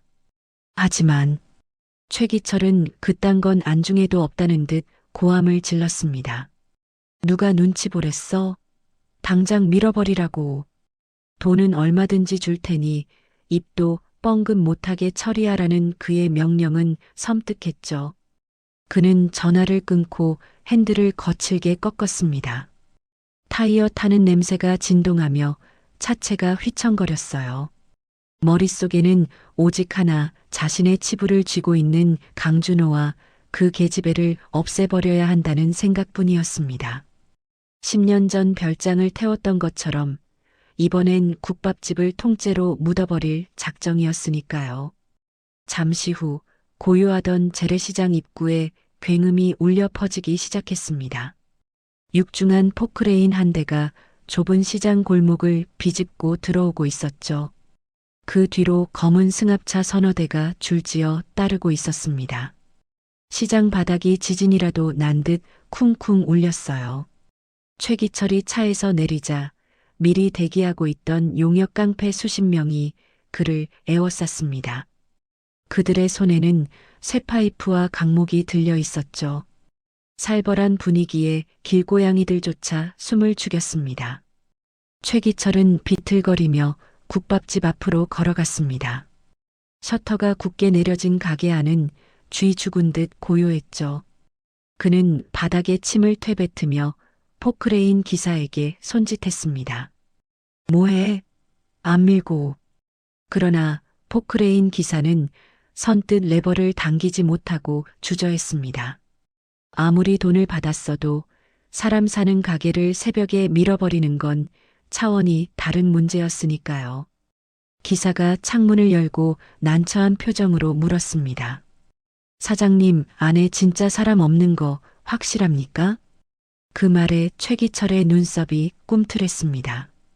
그는 짐승처럼 으르렁거리는 소리를 내며 포크레인 쪽으로 다가갔죠. 그리고 바닥에 있던 돌멩이를 집어 운전석 유리창을 향해 힘껏 던졌습니다. 이 새끼가 돈 처받았으면 하라는 대로 할 것이지 말이 많아. 쨍그랑 하는 소리와 함께 유리가 박살났습니다. 기사는 비명을 지르며 얼굴을 감쌌어요. 주변에 있던 깡패들조차 그 광기에 질려 뒷걸음질 쳤습니다. 최기철은 지금 제정신이 아니었습니다. 야, 니들이 가서 셔터 뜯어. 최기철이 깡패들에게 턱짓으로 국밥집을 가리켰습니다. 하지만 행동대장조차 머뭇거렸죠. 형님, 그래도 저 안에 애가 있지 않습니까?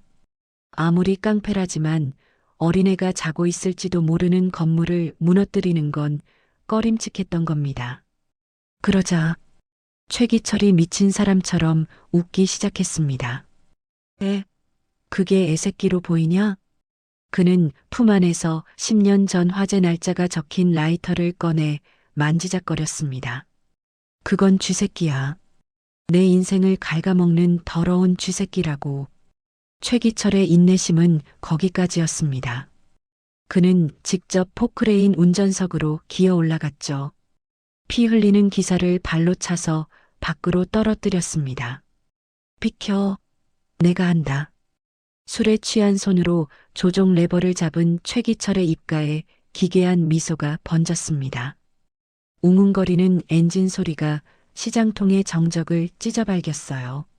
거대한 삼날이 허공을 가르며 국밥집 지붕 위로 높이 치솟았습니다. 마치 사형집행인의 도끼처럼 서슬 퍼런 위용을 뽐냈죠. 잘 가라, 박 회장. 그리고 강준호. 최기철이 중얼거리며 레버를 힘껏 당겼습니다. 오지끈 하는 끔찍한 파열음과 함께 국밥집 간판이 종이장처럼 구겨졌습니다. 무너진 콘크리트 잔해가 입구를 막아버렸죠. 안에 있는 사람들은 도망칠 구멍조차 사라진 셈이었습니다. 이제 몇 분 뒤면 이 낡은 건물은 거대한 무덤으로 변해버릴 운명이었습니다. 과연 가마솥 뒤에 숨은 아이와 회장은 이 미친 포크레인의 삼날을 피할 수 있을까요? 오지끈 하는 끔찍한 파열음과 함께 국밥집 천장이 힘없이 무너져 내렸습니다. 지진이라도 난 것처럼 바닥이 요동쳤고 희뿌연 시멘트 가루가 폭풍처럼 방 안을 덮쳤죠. 박 회장은 본능적으로 보미를 품에 안고 구석으로 몸을 날렸습니다. 하지만 피할 곳은 어디에도 보이지 않았어요. 날카로운 콘크리트 덩어리와 쇠파이프들이 비 오듯 쏟아지고 있었으니까요. 머리 위로 쏟아지는 잔해를 등으로 받아내며 박 회장은 이를 악물었습니다. 공포에 질린 보미가 박 회장의 옷자락을 꽉 움켜쥐었죠. 할아버지, 무서워요. 아이의 목소리가 덜덜 떨리고 있었습니다. 박 회장의 등줄기로 식은땀이 흘러내렸지만 해줄 수 있는 건 아이의 눈을 가려주는 것뿐이었습니다. 설상가상으로 주방 쪽에서 쉬익 하는 섬뜩한 소리가 들려왔습니다. 가스배관이 터진 것이었죠. 곧이어 펑 하는 폭발음과 함께 시뻘건 화마가 순식간에 가게를 집어삼키기 시작했습니다. 매캐한 연기가 코와 입을 막아 숨조차 쉬기 힘들었죠. 눈앞이 따가워 뜰 수가 없었고 피부가 타들어가는 듯한 열기가 엄습했습니다. 밖에서는 미쳐 날뛰는 최기철의 광기 어린 웃음소리가 들려왔어요. 다 죽어. 전부 타버려. 흔적도 남기지 마. 박 회장은 절망적인 표정으로 주위를 둘러보았습니다. 이대로라면 꼼짝없이 타 죽거나 무너진 건물 잔해에 깔려 죽을 운명이었죠. 탈출구는 이미 무너진 벽돌 더미에 가로막혀 보이지 않았습니다. 그때 연기 속에서 보미의 눈이 번뜩였습니다. 주방 한복판에 놓인 거대한 무쇠 가마솥을 발견한 것이었죠. 성인 남자 둘은 거뜬히 들어갈 만큼 커다란 크기의 곰탕용 솥이었습니다. 보미는 박 회장의 손을 잡아 끌며 다급하게 소리쳤어요. 할아버지, 저기 숨어요. 가마솥은 불에 안 타요. 아이의 외침에 박 회장의 정신이 번쩍 들었습니다. 그래, 저거다. 무쇠는 불에 녹지 않고 두꺼운 철벽이 되어줄 유일한 방공호였습니다. 두 사람은 젖먹던 힘을 다해 불길이 넘실대는 주방으로 기어갔습니다. 바닥에 유리 조각이 무릎을 찔렀지만 고통을 느낄 새도 없었죠. 박 회장은 보미를 번쩍 들어 먼저 가마솥 안으로 밀어 넣었습니다. 그리고 자신도 좁은 솥 안으로 몸을 구겨 넣었죠. 가마솥 안은 생각보다 깊고 좁았지만 두 사람이 웅크리기엔 충분했습니다. 보미가 재빨리 옆에 있던 물통에서 젖은 행주들을 꺼내 들었습니다. 할아버지, 이걸로 입 막으세요. 연기 들어오면 죽어요. 아이는 젖은 행주로 박 회장의 코와 입을 단단히 막아주었습니다. 그리고 남은 천을 뭉쳐서 솥뚜껑과 본체 사이의 미세한 틈새를 꼼꼼히 틀어막았죠. 어린아이라고는 믿기지 않는 침착함이었습니다. 10년간 시장 바닥에서 살아남은 아이의 생존 본능이 빛을 발하는 순간이었죠. 쿵 하는 육중한 소리와 함께 무쇠 뚜껑이 닫혔습니다. 순식간에 칠흑 같은 어둠이 찾아왔죠. 밖에서는 건물이 무너지는 굉음과 불길이 타오르는 소리가 끊임없이 들려왔습니다. 하지만 가마솥 안은 기이할 정도로 고요했죠. 두께가 5cm나 되는 무쇠가 외부의 불길과 충격을 완벽하게 차단해주고 있었던 것입니다. 박 회장은 어둠 속에서 보미의 작고 차가운 손을 꼭 잡았습니다. 자신의 심장 소리가 가마솥 안을 쿵쿵 울리고 있었죠. 미안하다. 할아버지가 미안해. 뜨거운 눈물이 아이의 손등 위로 뚝뚝 떨어졌습니다. 지켜주겠다고 약속했는데 또다시 이런 지옥을 겪게 한 자신이 원망스러웠습니다. 시간이 흐를수록 솥 안의 온도가 급격히 올라가기 시작했습니다. 마치 찜통 속에 들어앉은 것처럼 숨이 턱턱 막혀왔죠. 온몸이 땀으로 범벅이 되었고 의식이 점점 흐릿해져 갔습니다. 게다가 머리 위에서 끼익 하는 소름 끼치는 금속음이 들려왔습니다. 최기철이 확인 사살을 위해 포크레인 3날로 바닥을 긁어대고 있었던 겁니다. 무쇠 뚜껑을 긁는 날카로운 소리에 고막이 찢어질 것만 같았죠. 박 회장은 보미를 자신의 품 안으로 더 깊숙이 감싸 안았습니다. 만약 뚜껑이 열리거나 깨진다면 그것으로 끝이었습니다. 제발 이 아이만은 살려주세요. 그는 생의 마지막 기도를 올리며 눈을 질끈 감았습니다. 바로 그 순간이었습니다. 쾅 하는 엄청난 충돌음이 천지를 뒤흔들었죠. 포크레인의 엔진 소리가 뚝 끊기고 사람들의 비명소리가 들려왔습니다. 송노파와 강준호가 트럭을 몰고 화재 현장으로 돌진한 것이었습니다. 1톤 트럭은 브레이크도 밟지 않고 포크레인의 측면을 그대로 들이받아 버렸죠. 엄청난 충격에 최기철은 운전석에서 튕겨나와 바닥으로 곤두박질 쳤습니다. 송노파가 절뚝거리며 트럭에서 내렸습니다.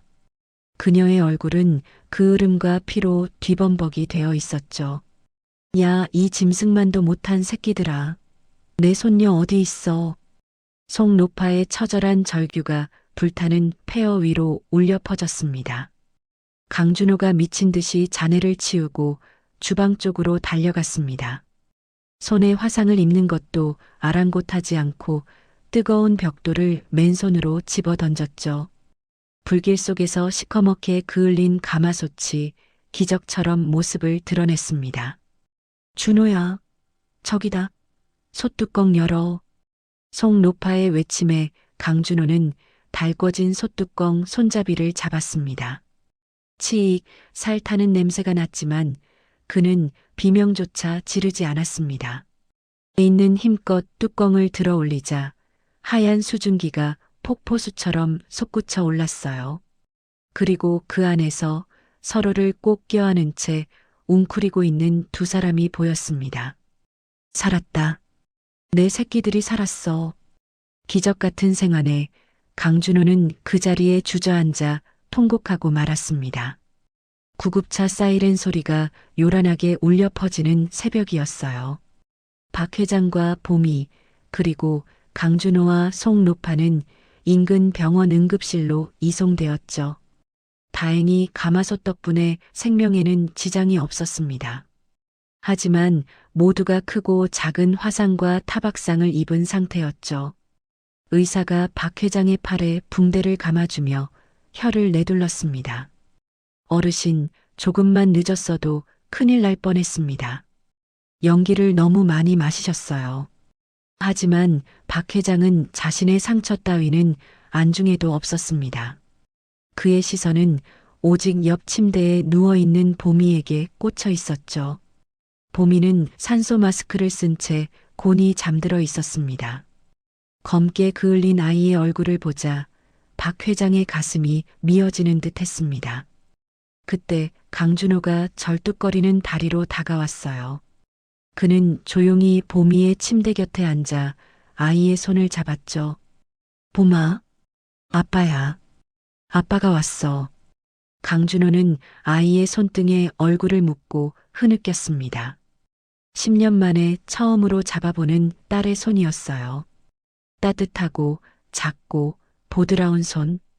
이 손을 잡기 위해 그토록 먼 길을 돌아왔다는 생각에 목이 메어왔습니다. 잠시 뒤 보미가 눈을 떴습니다. 산소 마스크 너머로 희미하게 웃으며 아빠를 바라보았죠. 아저씨, 아니 아빠예요? 아이는 본능적으로 알았던 걸까요? 자신을 바라보는 그 눈빛이 꿈속에서 그리던 아빠의 눈빛이라는 것을요. 강준호는 고개를 끄덕이며 아이를 품에 안았습니다. 그래, 봄아. 아빠야. 이제 다시는 봄이 혼자 두지 않을게. 송노파와 박 회장도 그 모습을 보며 눈시울을 붉혔죠. 지옥 같은 불길 속에서 살아 돌아온 가족이 비로소 완전한 하나가 되는 순간이었습니다. 새벽이 밝아오고 있었습니다. 창밖으로 푸스름한 여명이 비치기 시작했죠. 박 회장은 자리에서 일어났습니다. 환자복을 벗고 비서가 가져온 정장으로 갈아입기 시작했어요. 회장님, 아직 안정을 취하셔야 합니다. 의사가 만류했지만 박 회장의 눈빛은 단호했습니다. 아니요. 가야 할 곳이 있습니다. 그는 거울 속에 비친 자신의 모습을 매무새 있게 다듬었어요. 그을음이 묻은 얼굴을 닦아내자 예전의 카리스마 넘치는 회장의 얼굴이 드러났죠. 강준호도 붕대를 감은 손으로 넥타이를 맸습니다. 그의 눈빛에서는 더 이상 운전기사의 비굴함은 찾아볼 수 없었어요. 복수의 칼날을 품은 전사의 눈빛이었죠. 송노파가 두 남자에게 다가와 등을 두들겨 주었습니다. 가서 보여주고 와라. 밥심이 뭔지, 핏줄이 뭔지. 그녀의 든든한 응원에 두 남자는 고개를 끄덕였어요. 다녀오겠습니다. 우리 봄이 잘 부탁드립니다. 박 회장과 강준호는 나란히 응급실 문을 나섰습니다. 그들의 뒷모습 위로 아침 해가 떠오르고 있었죠. 그것은 최기철의 몰락을 알리는 서막이자 새로운 전설의 시작을 알리는 빛이었어요. 이제 심판의 시간이 다가왔습니다. 다음 날 아침 만수성찬 그룹 본사 대회의실은 팽팽한 긴장감에 휩싸여 있었습니다. 긴급 이사회가 소집되었고 최기철 부회장이 상석에 앉아 의사봉을 만지작거리고 있었죠. 그의 얼굴에는 숨길 수 없는 승리의 미소가 번지고 있었습니다. 눈에 가시 갔던 박 회장과 강준호를 어젯밤 화재로 모두 처리했다고 믿었으니까요. 이제 의사봉만 두드리면 이 거대한 그룹은 온전히 최기철의 것이 되는 순간이었습니다. 주주들은 숨을 죽인 채 최기철의 입만 바라보고 있었어요. 최기철은 짐짓 엄숙한 표정으로 마이크를 잡았습니다. 박 회장님의 갑작스러운 요구로 제가 비상경영 체제를 선포하겠습니다.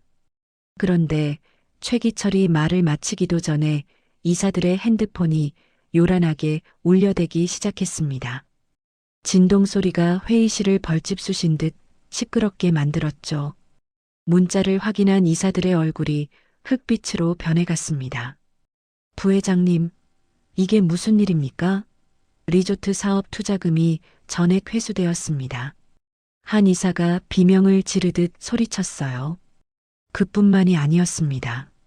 사채 시장에서 끌어다 쓴 자금의 상환 독촉장이 빗발치고 있다는 보고가 이어졌죠. 최기철은 당황하여 눈동자를 굴렸습니다. 무슨 소리야? 자금줄은 완벽하게 막아뒀는데. 바로 그때 굳게 닫혀있던 회의실 문이 쾅 하고 열렸습니다.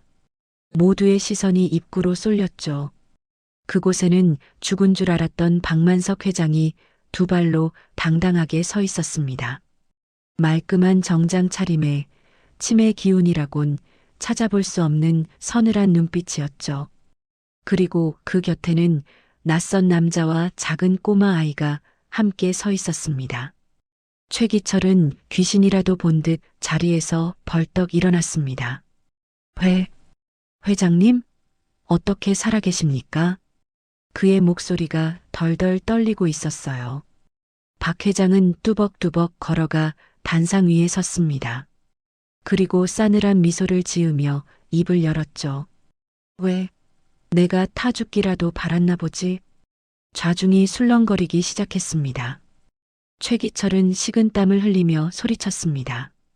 저 노인네가 노망이 났습니다. 당장 끌어내. 경비원 뭐해?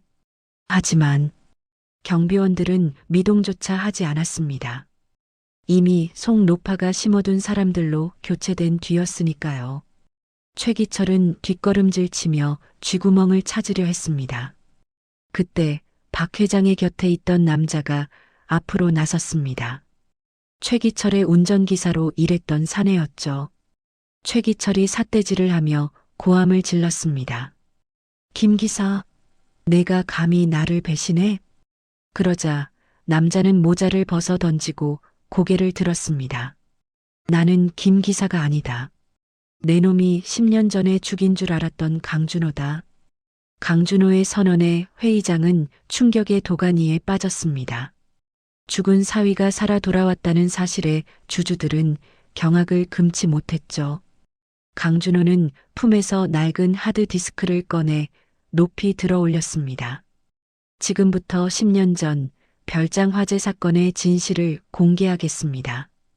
강준호가 신호를 보내자 대형 스크린의 영상 하나가 재생되었습니다. 치직거리는 노이즈와 함께 흑백 화면이 나타났죠. 화면 속에는 10년 전 젊은 최기철이 별장에 휘발유를 뿌리는 장면이 선명하게 담겨 있었습니다.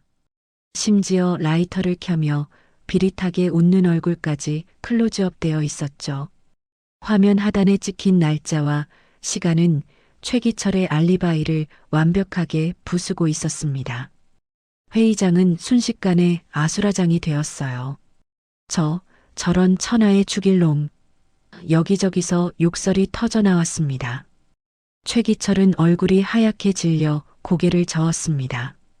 조작이야. 저건 다 딥페이크라고. 그는 끝까지 발악하며 억지를 부렸습니다. 하지만 강준호는 멈추지 않고 핸드폰을 스피커에 연결했죠. 그럼 이건 누구 목소리지? 스피커에서 최기철의 육성이 쩌렁쩌렁하게 울려 퍼졌습니다. 시장통 그 국밥집 싹 다 밀어버려. 쥐새끼들 가마솥째로 묻어주마. 어젯밤 그가 내뱉었던 살인 교사 명령이었습니다. 빼도 박도 못하는 결정적 증거였죠. 최기철은 다리에 힘이 풀려 그 자리에 주저앉고 말았습니다. 그때 경찰들이 회의실로 들이닥쳤습니다. 최기철은 바닥을 기어서라도 도망치려 했지만 역부족이었죠. 그의 신복이었던 비서실장이 다가와 차가운 수갑을 채웠습니다. 부회장님, 아니 최기철 씨, 당신은 끝났습니다. 가장 믿었던 부하의 배신에 최기철은 비명을 질렀습니다. 이거나 내가 누군지 알아. 다 죽여버릴 거야. 그가 끌려나가는 뒷모습을 보며 박 회장은 보미의 손을 꼭 잡았습니다. 드디어 10년 묵은 원한을 갚고 정의를 실현한 순간이었습니다. 하지만 아기는 사라졌어도 그들이 남긴 상처는 너무나 깊고 쓰라렸죠. 과연 찢겨진 이 가족의 가슴에도 다시 따뜻한 봄날이 찾아올 수 있을까요? 계절이 한 바퀴 돌아 다시 가을이 찾아왔습니다. 하지만 작년의 차가운 빗줄기와 달리 따스한 햇살이 내리쬐고 있었죠.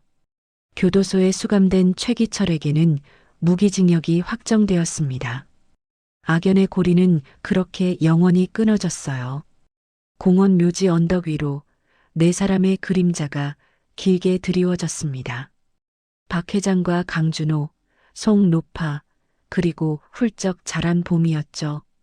그들은 지수의 묘비 앞에 국화꽃 한 다발을 내려놓았습니다. 바람이 불어와 꽃잎을 살며시 흔들었습니다. 마치 지수가 가족들을 반기며 손을 흔드는 것만 같았죠. 박 회장은 묘비를 쓰다듬으며 희미하게 미소 지었습니다. 1년 전만 해도 앙상했던 그의 얼굴에는 이제 혈색이 돌고 있었죠. 거식증은 온데간데 없이 사라지고 건강한 노년의 모습만 남았습니다. 지수야, 아빠 왔다. 그의 목소리는 더 이상 떨리지 않았습니다. 오히려 깊은 평온함이 배어 있었죠. 박 회장은 딸의 사진을 바라보며 나직하게 속삭였습니다. 내가 남긴 보물, 봄이. 내가 목숨 걸고 지키마. 그 약속은 이제 의심할 여지 없는 현실이 되어 있었습니다. 강준호는 아내의 묘비 앞에 무릎을 꿇었습니다. 그리고 10년간 품어왔던 낡은 결혼 반지를 꺼내 비석 위에 올려두었죠. 여보, 나 약속 지켰어. 그의 눈가가 붉게 물들었습니다. 비겁하게 도망친 남편이라는 오명을 쓰고 살았던 세월이었습니다. 하지만 이제는 당당한 남편이자 자랑스러운 아빠로 돌아왔죠. 강준호는 흐르는 눈물을 닦지 않았습니다. 그것은 슬픔의 눈물이 아니라 치유와 해방의 눈물이었으니까요. 하늘에 있는 아내도 분명 기특하다며 머리를 쓰다듬어 주었을 겁니다. 보미가 총총거리며 앞으로 나섰습니다. 아이는 엄마의 사진에 대고 배시시 웃어 보였죠. 엄마, 저 이제 학교도 잘 다니고 밥도 엄청 잘 먹어요. 보미의 얼굴은 죽은 지수와 붕어빵처럼 닮아 있었습니다. 특히 웃을 때 반달처럼 휘어지는 눈매가 꼭 같았죠. 송노파가 흐뭇한 표정으로 아이의 어깨를 감싸 안았습니다. 그렇고 말고. 내 손맛을 이어받을 녀석인데 튼튼해야지. 송노파의 투박한 손길에는 투정 아닌 사랑이 가득했습니다. 네 사람은 한참 동안 그곳에 머물며 못다한 이야기꽃을 피웠습니다. 며칠 뒤 시장통 국밥집 앞은 사람들로 북적였습니다. 화재로 무너졌던 가게가 보민의 가마솥이라는 새 간판을 달고 다시 문을 열었거든요. 가게 안에서는 구수한 냄새가 진동하고 있었습니다. 주방에서는 속 노파의 쩌렁쩌렁한 호통 소리가 들려왔죠. 육수 불 조절 잘하라고 했지. 정성이 빠지면 그게 맹물이지 국이냐. 그런데 앞치마를 두르고 뚝배기를 나르는 종업원의 모습이 낯익었습니다. 바로 박만석 회장이었습니다. 대한민국 재계 서열 1위 회장님이 이곳에서는 서빙 알바생으로 변신한 것이었죠. 박 회장은 손님들에게 깍두기를 더 갖다 주며 연신 허리를 굽혔습니다. 맛있게 드십시오. 부족하면 말씀하시고요. 그의 얼굴에는 펜트하우스에서는 볼 수 없었던 진정한 웃음이 걸려 있었죠. 주방 한쪽에서는 보미가 고사리 손으로 순대를 썰고 있었습니다. 탁, 탁, 타다닥. 1년 전 박 회장의 심장을 멈추게 했던 그 엇박자 칼질 소리였죠. 하지만 이제 그 소리는 슬픔이 아닌 희망을 연주하는 리듬이었습니다. 보미는 이마에 맺힌 땀을 닦으며 야무지게 다짐했습니다. 할머니처럼 마음까지 따뜻하게 데워주는 진짜 요리사가 될 거예요. 가마솥 뚜껑이 열리자 하얀 김이 뭉게구름처럼 피어올랐습니다. 그 따뜻한 김은 시장 골목을 채우고 사람들의 얼어붙은 마음까지 녹여주었죠. 인생은 어쩌면 이 가마솥과 닮았는지도 모릅니다. 뜨겁게 달궈지기까진 오래 걸리지만 한번 품은 온기는 쉽게 식지 않으니까요. 가족이라는 이름으로 다시 뭉친 그들의 식탁엔 이제 매일 따뜻한 밥상이 차려질 겁니다. 오늘 여러분의 저녁 식탁에도 따뜻한 온기가 가득하기를 바랍니다. 지금까지 가슴 따뜻한 이야기를 전해드리는 달봄 사연이었습니다.